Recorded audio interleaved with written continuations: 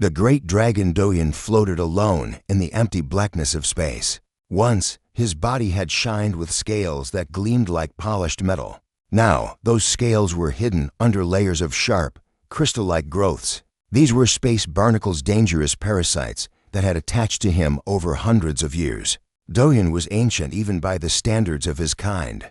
He had lived for thousands of years, traveling between stars with his pod of fellow space dragons.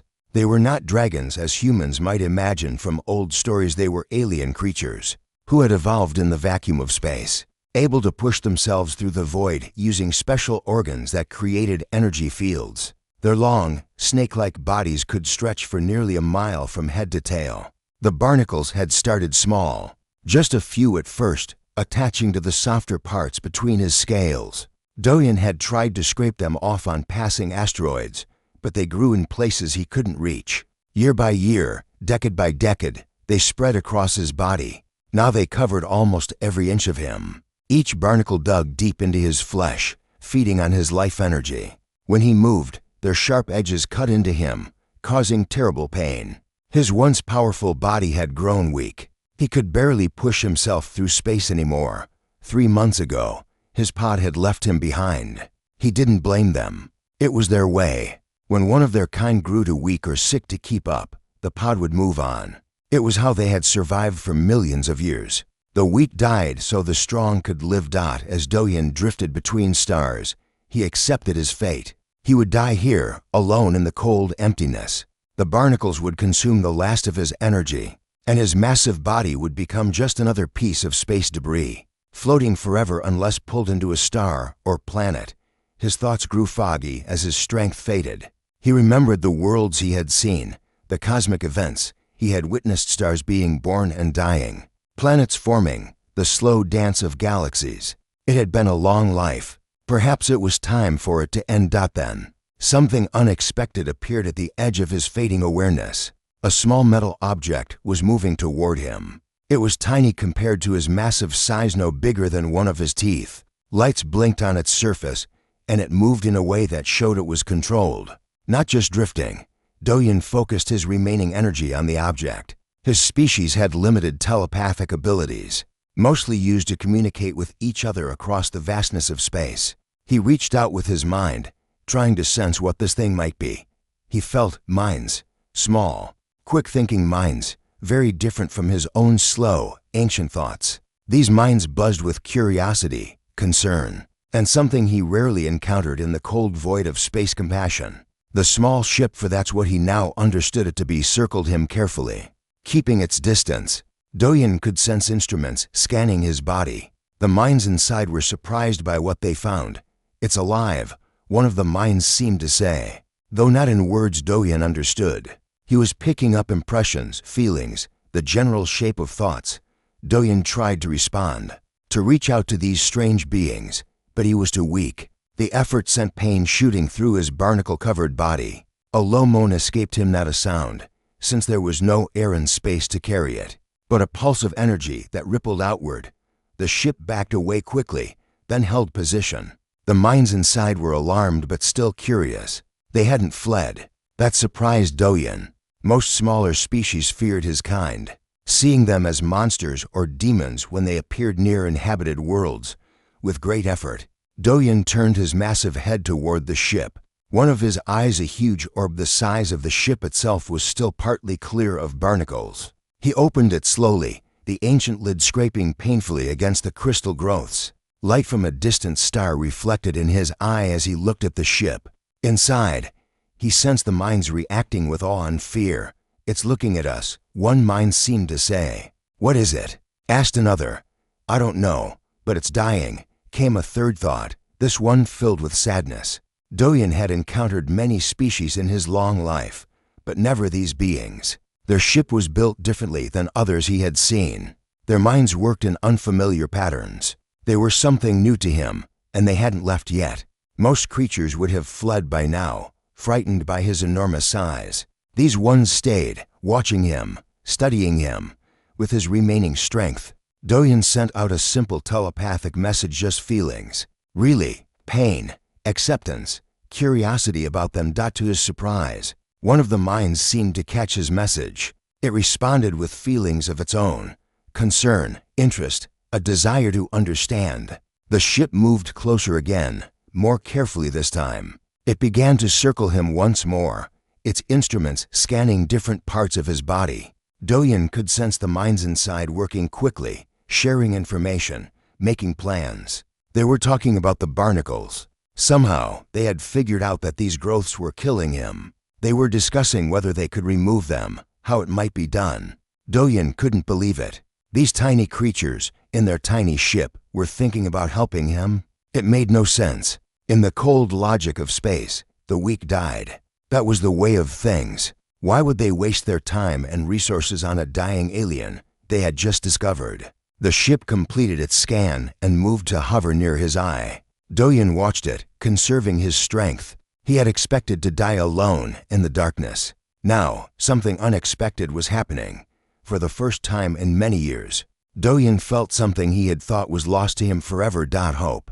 The small ship's lights blinked in patterns, and Do-Yoon sensed the minds inside coming to a decision. They were going to try to help him. These strange, tiny beings from a world he had never seen were not going to leave him to die. As his consciousness began to fade again from exhaustion, Do-Yoon's last thought was of wonder at the strangeness of the universe. That, after all his centuries of life, he might be saved by creatures he had never known existed. Dr. Ji-woo Park stared at the screen in front of her, rubbing her tired eyes.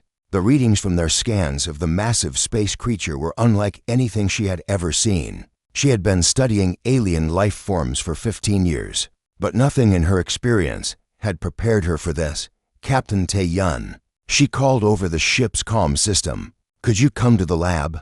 I need to show you something." A few minutes later, Captain Tae-yun walked into the small lab aboard the research vessel Horizon Seeker. He was a tall man with short gray hair and kind eyes that had seen many strange things during his 30 years in space. "What have you found?" he asked, looking at the complex charts on Ji-woo's screen. "This creature," she said, pointing to an image of the massive dragon-like being they had discovered floating in space 2 days ago. "It's not just big, it's ancient. Based on the cell structure we've analyzed, I believe it could be thousands of years old." Captain Tae-yun whistled softly. "Thousands? Are you sure?" "As sure as I can be without more tests," Ji-woo replied. "But that's not the most interesting part. Look at these." She pulled up close-up images of the crystal formations covering the creature's body. "The Barnacles?" asked the captain. "Yes, they're not just attached to its skin, they're feeding on its life energy. Each one acts like a small vampire, draining it slowly. With millions of them covering its body, it's dying." Captain Tae-yun frowned. "Can it survive?" "I think so, but only if we help it," said Ji-woo. "If we could remove enough of these Barnacles, it might recover. Its cells show amazing healing abilities." The captain walked to the small window of the lab and looked out at the stars. The massive creature wasn't visible from this angle, but he knew it was there. "Just 100 meters from their ship. We're not equipped for something like this," he said slowly. "We're a research vessel, not a medical ship." "I know," Ji-woo admitted, "but we have the mining lasers. With some adjustments, we could use them to cut away the Barnacles. And I've been working on a healing gel that might help its skin recover." Before the captain could respond, the ship's communication officer, Sunwoo, called over the intercom. "Captain, you need to come to the bridge. The creature, it's trying to communicate with us." Captain Tae-yun and Dr. Park rushed to the bridge. The rest of the small crew, just 7 people in total, were already there, staring at the main screen. It showed the enormous eye of the space dragon, larger than their entire ship, looking directly at them. "It started about 5 minutes ago," explained Sunwoo. "We began receiving strange patterns on our communication systems. Then, well, it's hard to explain, but we all started feeling things. Emotions that weren't our own. Telepathy," whispered Ji-woo. "It's trying to speak to us with its mind, as if responding to her words." A wave of feelings washed over everyone on the bridge. Pain, loneliness, curiosity, gratitude. "It knows we're trying to help it," said Minho, the ship's engineer. "I can feel it." Captain Tae-yun closed his eyes, focusing on the strange presence in his mind. Then he opened them and looked at his crew. "We need to make a decision," he said. Our mission was to study this sector and return to Earth in 3 weeks. Helping this creature could take much longer. And it's not what we were sent here to do. But we can't just leave it to die, argued Jiwoo. This could be one of the most important discoveries in human history, an intelligent space-dwelling life form that can communicate with us. The captain nodded. I agree, but I won't order anyone to stay. This will be dangerous work, and we don't know how long it will take. He looked around at his crew. So I'm asking for volunteers. Who's willing to stay and help this creature? One by one, every hand on the bridge went up. Captain Tae-yun smiled. Then it's decided. Let's get to work. The next day, preparations began. Minho worked on adjusting the ship's mining lasers to cut through the barnacles without harming the creature's skin.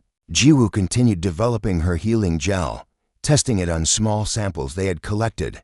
Sunwoo, who had some medical training, helped Jiwoo set up a system to monitor the creature's life signs. They named it Doyon, after an ancient hero from Earth's history who had survived against impossible odds. The first barnacles we need to remove are these large clusters near what we think is its head, Jiwoo explained during a crew meeting. They seem to be causing the most pain and draining the most energy. How will we reach them? Asked Hai-jan, one of the ship's pilots. The creature is huge, and we can't exactly ask it to hold still. Actually, I think we can, said Jiwoo. It understands what we're trying to do. I believe it will cooperate. She was right. When they approached Doyon in their small work pod, the massive creature remained as still as possible. Its huge eye watched them carefully as they positioned themselves near a large cluster of barnacles. Ready with the laser, said Minho through the comm. He was controlling the mining laser, which had been attached to the work pod. Start with low power, instructed Jiwoo. We need to be careful. The laser fired, its beam precisely cutting around the edge of a barnacle cluster. As soon as it was loose, Jiwoo used a mechanical arm to pull the cluster away. Dark fluid Doyon's blood floated out into space from the wound. Applying the healing gel now, said Jiwoo, using another mechanical arm to spread the thick blue substance over the exposed area.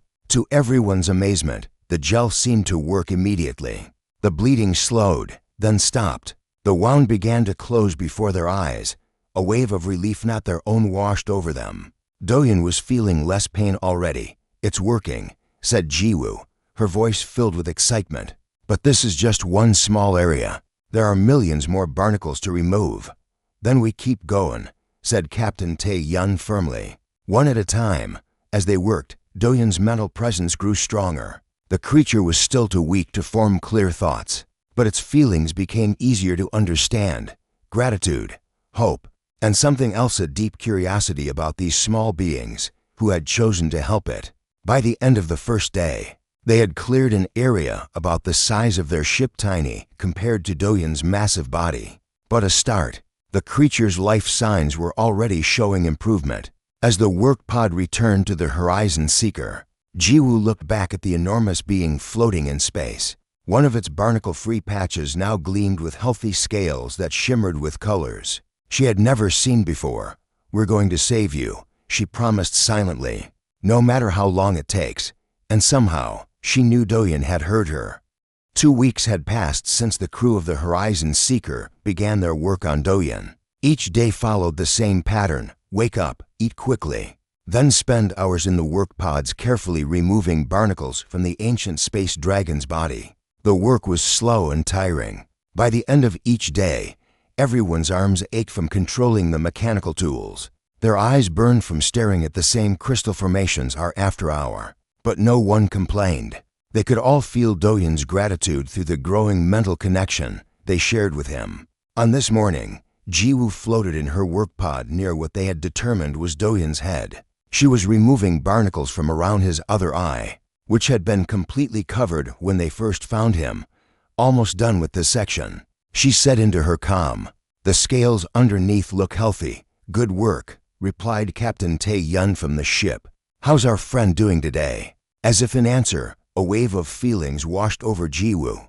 Strength, relief, happiness. Doyon was feeling better. He's improving, she said with a smile. I think he can hear us talking about him. Another feeling came to her amusement. Yes, Doyen was definitely listening. Jiwoo carefully cut around the last barnacle in the cluster. As it came free, she saw something move beneath it. The eye was opening. Slowly, a massive golden orb was revealed, its pupil narrowing as it adjusted to the light of the nearby star. Now Doyen could see her properly for the first time. Jiwoo felt a new emotion from him, wonder. He was just as curious about her as she was about him. "Hello," she said, knowing he couldn't hear her words through the vacuum of space, but hoping he would understand her greeting through their mental connection. The response was immediate, a warm feeling, like a hello in return. But there was something else too. A question, confusion. "What is it?" Jiwoo asked. "What do you want to know?" Images flashed in her mind. Humans, Earth, ships traveling through space. Doyen wanted to know about them, who they were, where they came from, why they were helping him. "I'll try to explain," said Jiwoo. She closed her eyes and focused on sending her own thoughts to Doyen. She pictured Earth, with its blue oceans and green lands. She showed him humans living there, building cities, looking up at the stars. She showed him ships being built, humans venturing into space, exploring new worlds. And finally, she showed him their small research ship, finding him floating alone, hurt and dying. Why help? The question came clearly now, almost like words in her mind. Jiwoo thought about it. Why had they decided to help this alien creature? It wasn't part of their mission. They had no orders to do it. They could have simply studied Doyen from a distance and moved on. "Because it was the right thing to do," she said simply. "We couldn't leave you to suffer." Understanding flowed from Doyen, but also surprise. This concept seemed new to him. Jiwoo felt a gentle push in her mind. Doyen wanted to share something with her. She relaxed and let the images come. She saw space, endless and dark, from the perspective of one who lived in it. She saw other creatures like Doyen, a whole pod of them gliding between stars. She felt the cold logic of their existence. The strong survived, the weak were left behind. It was not cruel, just practical. Resources were limited in the void of space. This had been their way for millions of years. "But that's so lonely," whispered Jiwoo. "Not lonely. Necessary." The thought was clear. "There's another way," Jiwoo insisted. "We help each other. That's how humans have survived."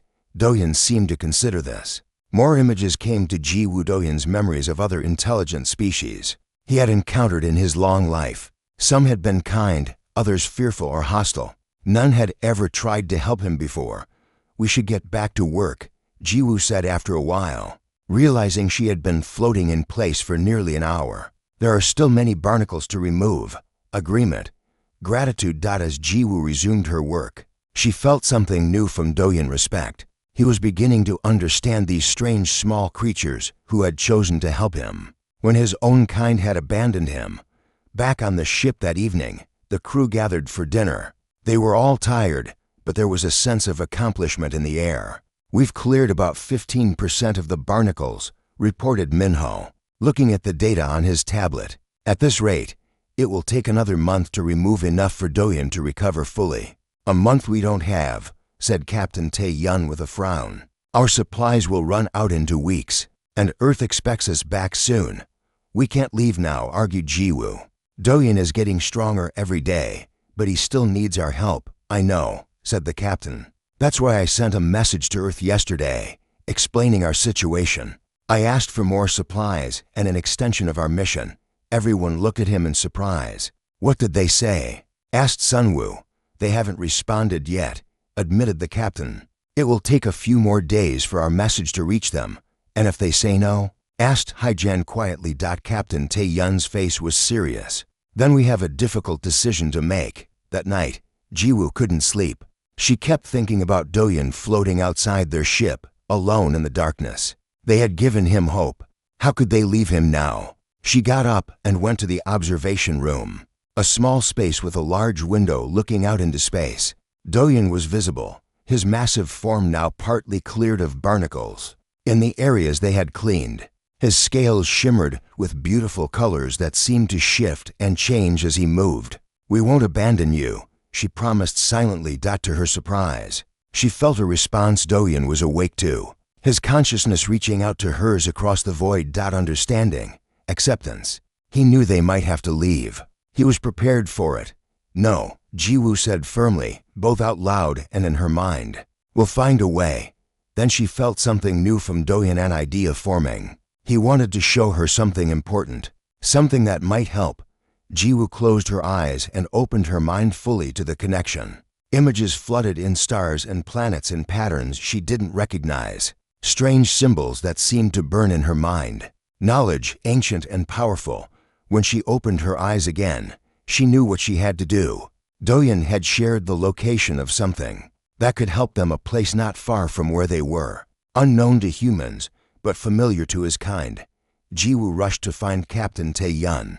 This could change everything. As she hurried through the quiet ship, she felt Doyeon's presence in her mind, stronger than ever before. The connection between them was growing deeper. He was no longer just a creature they were helping, he was becoming a friend. And Jiwoo was beginning to understand that this friendship might be even more valuable than all the scientific discoveries they had made. "You want us to go where?" Captain Tae-yun asked, looking at the star chart Jiwoo had drawn based on Doyeon's mental images. "Here," Jiwoo pointed to a spot not far from their current location.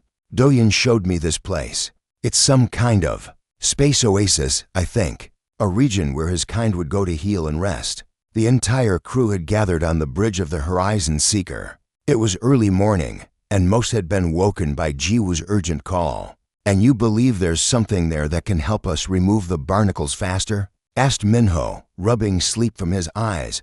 "Yes," Jiwoo nodded firmly. "Doyeon showed me special mineral pools that float in space there. They have healing properties. If we could bring Doyeon to these pools, they might help dissolve the barnacles naturally." Captain Tae-yun studied the chart carefully. "It's about 3 days' journey from here. But how would we move Doyeon? He's enormous, and our ship doesn't have the power to tow something that size. Doyeon says he can move himself if we clear enough barnacles from his. Well, I guess you'd call them his propulsion organs," Jiwoo explained. "They're located along his sides. If we focus our work there for the next day or two, he thinks he'll have enough strength to make the journey." The captain looked around at his crew. "This is risky. We don't know what we'll find at this location, and helping Doyeon travel there will use even more of our supplies. But if it works, we could save him weeks of painful barnacle removal," argued Jiwoo, "and we might learn about a space phenomenon humans have never seen before." After a long moment, Captain Tae-yun nodded. "All right, let's try it. Minho, Sunwoo, and Haijan will work with Jiwoo to clear the barnacles from Doyeon's propulsion organs. The rest of us will prepare the ship for the journey for the next 2 days." The crew worked harder than ever. They focused all their efforts on removing the thick clusters of barnacles from long, fin-like structures along Doyeon's sides. As they cleared each section, a soft blue glow became visible beneath the scales, the energy organs that allowed space dragons to move through the void. By the evening of the second day, Doyeon was ready to try moving. The crew watched from the bridge as the massive creature slowly flexed his newly freed propulsion fins. The blue glow brightened, and waves of energy rippled along his body. Then, with a surge that made the Horizon Seeker rock slightly in the vacuum, Doyeon began to move forward. It was slow at first, then steadier as he remembered how to use his long-covered organs. Joy, freedom, the feelings washed over everyone on the bridge. After being trapped by the barnacles for so long, Doyeon was finally able to move on his own again. "It's working," exclaimed Jiwoo, clapping her hands together. "He can do it." "Then we leave tomorrow," said Captain Tae-yun. "Everyone get some rest tonight. We have a long journey ahead." The next morning, they set out. The Horizon Seeker led the way, with Doyeon following behind. Though he was still covered with barnacles over much of his body, the space dragon moved with growing confidence. Each hour, he seemed to remember more of his old strength through their mental connection. Doyeon shared stories with Jiwoo about his long life among the stars. She learned that his kind were born in the hearts of dying stars, emerging as small creatures that grew larger over centuries. They fed on cosmic radiation and stellar energy, never needing to land on planets or moons. In return, Jiwoo told Doyeon about Earth and human history. He was fascinated by the idea of creatures that lived their whole lives bound to a planet's surface, yet still dreamed of the stars, On the third day of their journey, they entered a region of space that looked different from anything the humans had seen before. Strange, colorful clouds of gas floated in patterns that seemed almost deliberate. Tiny points of light danced around them like fireflies. "What is this place?" whispered Hai-Jan from her pilot's seat.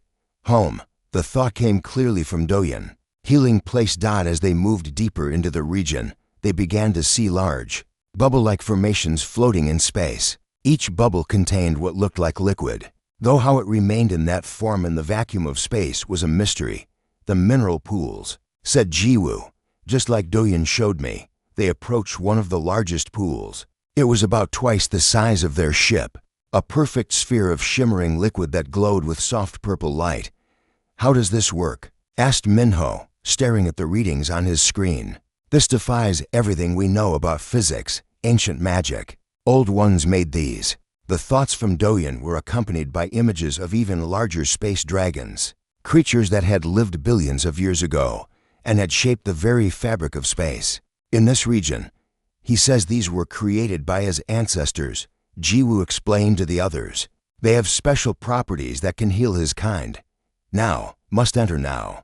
Doyen moved forward, approaching the largest mineral pool. "Wait," called Captain Tae-yun. "Is it safe? What will happen?" "Trust." The feeling was strong and clear. The crew watched in amazement as Doyen's massive body touched the surface of the pool. Instead of breaking, the surface stretched like a membrane, then opened to allow him in. Slowly, the space dragon pushed his head and then his long body into the glowing liquid. As soon as he was inside, something remarkable happened. The barnacles began to fizz and bubble, like they were dissolving. Clouds of crystal fragments floated away from Doyen's body, leaving clean, healthy scales behind. "It's working," exclaimed Jiwoo. "The pool is dissolving the barnacles." For hours, they watched as Doyen floated in the mineral pool. More and more barnacles fell away, revealing the true beauty of his form. His scales were not just one color but many, shifting and changing like the northern lights on Earth. Patterns that had been hidden for centuries became visible again. Finally, Doyen emerged from the pool. He was not completely free of barnacles. Some still clung to parts of his body, but at least half of them were gone. And he moved with new energy, his body flexing and turning in ways that had been impossible before. "Better, much better." The thought came with feelings of relief and gratitude. "Will you need to go into more pools?" asked Jiwoo. "Rest first, then more pools." Doyen's mental voice was stronger now, almost like real words in their minds. As the space dragon rested beside their ship, the crew of the Horizon Seeker gathered to discuss what they had discovered. "This place is incredible," said Minho. "These pools break all the rules of physics as we know them. We need to study them, and the healing properties could be revolutionary for medicine," added Sunwoo. Captain Tae-yun nodded. "We'll stay here as long as we can to help Doyen and learn about this place. But we still need to be careful with our supplies." Just then, the communication system beeped. A message was coming in from Earth. Everyone fell silent as Captain Tae-yun opened the channel. This would be the response to their request for more time and supplies. As he read the message, a smile spread across his face. "They're sending a supply ship," he announced, "and they've extended our mission. They want us to continue helping Doyen and studying this region of space." Cheers erupted on the bridge. They would have the time and resources they needed to finish what they had started. Through their mental connection, Jiwoo felt Doyen's reaction: happiness, but also something deeper. A sense that something important was happening here. Something that would change both humans and space dragons forever. 3 weeks had passed since they discovered the healing pools. Doyen now floated majestically beside the Horizon Seeker, his body almost completely free of barnacles. His true form was finally visible, a magnificent creature with scales that shifted colors like living rainbows. When he moved, waves of blue energy rippled along his mile-long body. The supply ship from Earth had arrived 10 days ago, bringing food, equipment, and 2 more scientists eager to study both Doyen and the mysterious healing pools. The new rivals had been amazed when they first saw the space dragon and felt his gentle presence touch their minds. This morning, Jiwoo sat in the observation room, watching Doyen glide through a small cluster of the dancing lights. that filled this region of space. The lights seemed attracted to him, swirling around his long body like playful fish. "He looks happy," said Captain Tae-yun, entering the room and sitting beside her. "He is," Ji-woo smiled. "For the first time in centuries, he's free from pain. And he's not alone anymore." Through their mental connection, which grew stronger each day, Ji-woo could feel Do-yun's contentment. But there was something else to a sense of purpose, of decisions being made. "He's planning to leave soon, isn't he?" asked the captain quietly. Ji-woo nodded. "Yes, he wants to find his pod. To tell them about us, about what happened here. Will they listen? From what you've told me, his kind aren't exactly known for their compassion." "I don't know," admitted Ji-woo, "but Do-yun believes this could change things. His people have lived the same way for millions of years. Maybe it's time for them to learn something new." Outside, Do-yun turned and moved toward the ship. His huge golden eyes looked directly into the observation window. He knew they were talking about him that time soon. The thought came clearly to both Ji-woo and the captain. "Must find others. Tell story. We understand," said Ji-woo out loud, knowing Do-yun would feel her meaning if not her exact words. "But we'll miss you. We'll return. Promise." The mental words were accompanied by feelings of determination and affection. Later that day, the entire crew gathered on the bridge for a special meeting. They had spent weeks studying the healing pools and the strange region of space around them. They had collected data that would keep scientists on Earth busy for years. But their most important discovery was Do-yun himself, proof that intelligent life could evolve in the vacuum of space, taking forms humans had never imagined. "Tomorrow, Do-yun will leave us to search for his pod," announced Captain Tae-yun. "Before he goes, he wants to share something with all of us."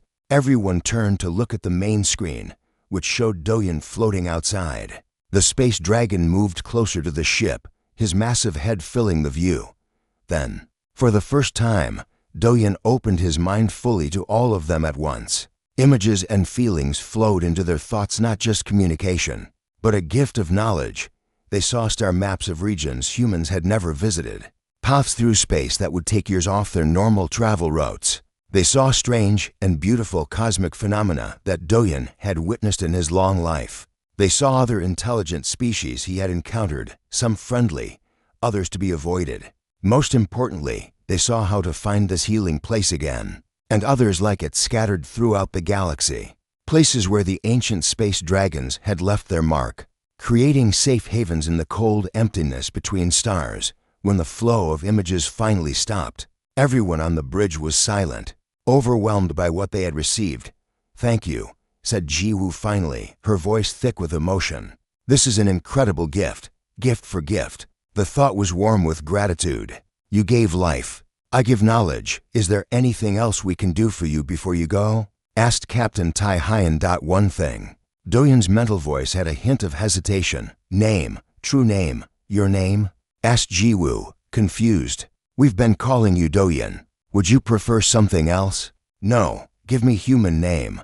Honor." Ji-woo understood then.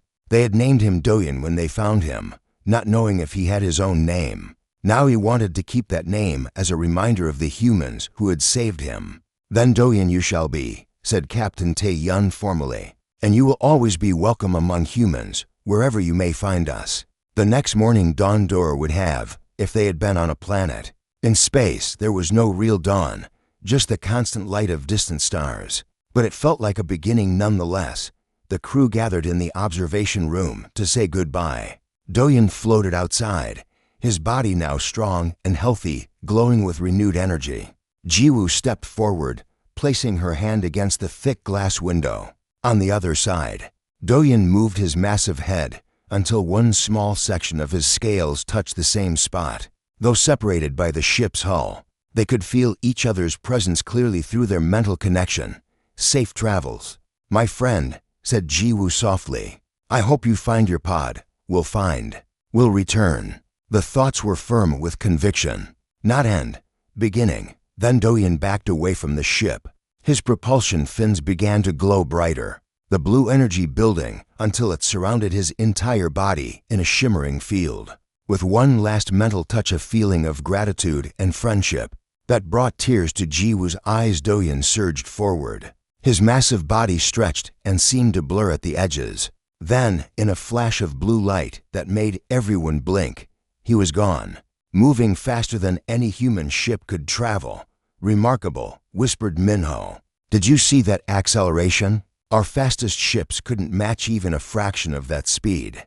"Do you think he'll really come back?" asked Haijan. "Yes," said Jiwoo with certainty. "He promised, and I believe him." In the days that followed, the crew of the Horizon Seeker continued their study of the healing pools. They carefully collected samples, recorded data, and prepared to share their discoveries with Earth. The knowledge Doyen had given them would change human understanding of space travel and cosmic phenomena forever. But for Jiwoo, the most important discovery wasn't scientific at all. It was the connection they had formed with a being so different from themselves, yet capable of friendship, gratitude, and growth.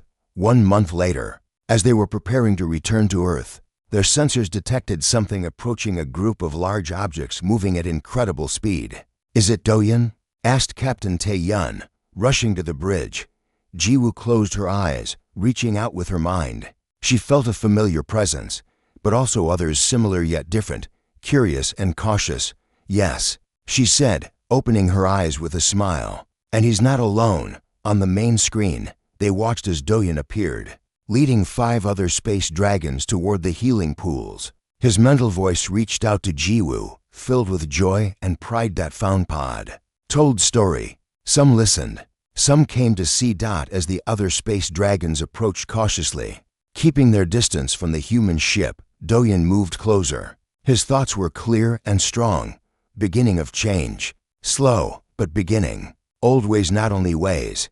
Jiwoo understood what he meant. For millions of years, his kind had lived by the cold logic of space. The strong survived. The weak were left behind. But Doyen had experienced something different, compassion from a species his kind had never truly noticed before. And now he had returned, bringing others to learn the same lesson.